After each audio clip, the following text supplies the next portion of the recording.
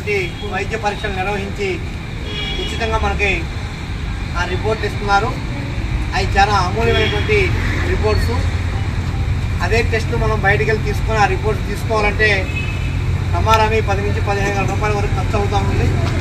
కానీ సుప్రీంకోర్టులో ఇచ్చినటువంటి తీర్పు ప్రకారం సిఎస్సి వారు మనకి ఉచితంగా ఈ టెస్టులు చేయడానికి ముందుకు వచ్చారు. కాబట్టి ఈరోజు మనం ఇక్కడికి వచ్చి టెస్ట్ చేయించుకున్నామంటే ఏదో ఒక 30 రూపాయలు 40 రూపాయలు ఛార్జీలు అని చెప్పి అనుకోవడం కాదు కావాల్సింది. 10 నుంచి 15,000 రూపాయల వరకు మనం సేవ్ చేసుకున్నాం అనేది ఒకటి.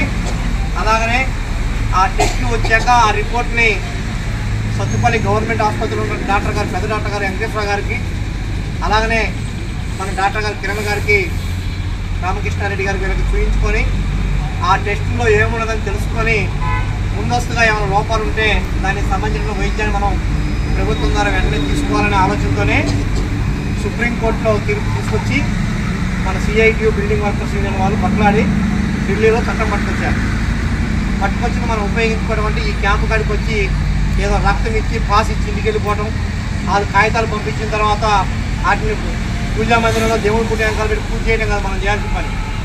ఆ టెస్ట్ పట్టుకొచ్చి ఇక్కడ ఉన్న గవర్నమెంట్ హాస్పిటల్ పెదరాట గారు చూపించి దాంట్లో ఉన్న లోపాలు ఏమన్నా తెలుసుకొని దానికి సంబంధించినటువంటి వైద్యం చేయించుకోవాలి మనం. అప్పుడే ఈ సిఎస్సి హెల్త్ కేర్ వాళ్ళు మనకు ఉచితంగా 15,000 రూపాయల ఒక్కో మనిషికి టెస్ట్ని ఉచితంగా చేసి వాళ్ళు మనకు ఉచిత సేవని మనం వాడుకున్నాం అవుతుంది తప్ప లేకుంటే మనం వాడుకున్నాం కాదు, వృధా చేసుకున్నాం రైతు.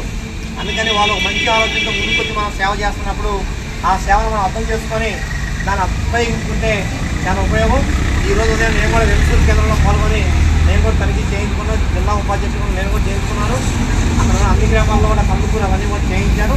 కాబట్టి అందరూ కూడా దాన్ని ఆ విధంగా అర్థం చేసుకొని ఉపయోగించుకోండి. మిగిలినటువంటి వాళ్ళు కూడా జనవరి 5వ తారీఖు తర్వాత పండుగ రోజులో పెద్ద సార్తో మాట్లాడాము, క్యాంపులు పెడతారు. ఈసారి ఎక్కడ కాదు, ఏ గ్రామంలో ఎక్కువ కార్డులు రాకుండా ఆగిపోయారో అక్కడ ఆ గ్రామాలకే వచ్చి ఆ పంచాయతీ ఆఫీసులో అక్కడ ఉన్న అంగన్వాడీ కేంద్రాల కన్నా మనం కార్యక్రమం పెట్టడం కోసం ప్లాన్ చేస్తున్నాం. గ్యారెంటీగా జరిగింది.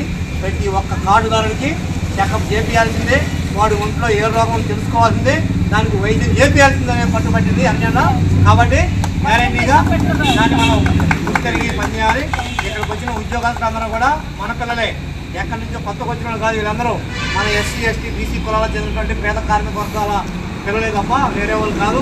మనము సహకరించాలి, వాళ్ళు మనకు సహకరిస్తారు, అంతే తప్ప మరొకటి ఏమీ లేదు. వీళ్ళ యొక్క సలహాలు కూడా తీసుకుంటూ మనం సహకారం అందిస్తే ముందుకు పోద్ది. చాలామంది తెలుసుకున్న నేను చూశాను, కొంతమంది రక్తం ఇచ్చి యూరిన్ ఇచ్చిన తర్వాత మన హార్ట్కి సంబంధించిన చెకప్ ఇట్లా 2 నెలలు పెట్టి చేయాలా, అది చేయకోకుండా వెళ్ళిపోతున్నారు. బయటకు పోయినాక ఎవరో కార్డు చూపిస్తే అదే నీకు కార్డు ఇచ్చారు, నాకు ఇవ్వలేదని నాకు ఫోన్ చెప్తున్నారు, నాకు కార్డు ఇవ్వలేదని. నువ్వు వాళ్ళు పట్టుకుంటే కానీ వాళ్ళు కార్డు ఇచ్చేది. అందుకని పట్టుకునే దగ్గర కూడా మనం పట్టుకోవాలా, వాళ్ళు కూడా మనకు కార్డు ఇస్తారు. పట్టుకోకపోతే కార్డు ఇవ్వరు. ఆ కార్డు ఏంటంటే ఆ సంస్థ ద్వారా మనం ఆరోగ్య చెకప్ చేయించుకున్నట్టు లెక్క. ఈ సంస్థ ద్వారా చెకప్ చేయించుకుంటే విజయవాడ దగ్గర ఉన్న మంగళగిరిలో ఉన్న ఎన్ఆర్ఐ హాస్పిటల్లో కూడా ఈ టెస్టులతోనే వైద్యం చేస్తారు. మన టెస్ట్ అంటారు అంటే ఈ సంస్థ యొక్క గొప్పతనం అలాంటిది. కాబట్టి ఇలాంటి గొప్ప సంస్థ ద్వారా మనకి సర్వీస్ చేయించుకునే అవకాశం వచ్చింది. కాబట్టి దాన్ని మనం వినియోగించుకుంటున్నాం. రానటువంటి వాళ్ళకి చెప్పి మనం త్వరలోనే వినియోగించే ప్రయత్నం మనం చేయాలా.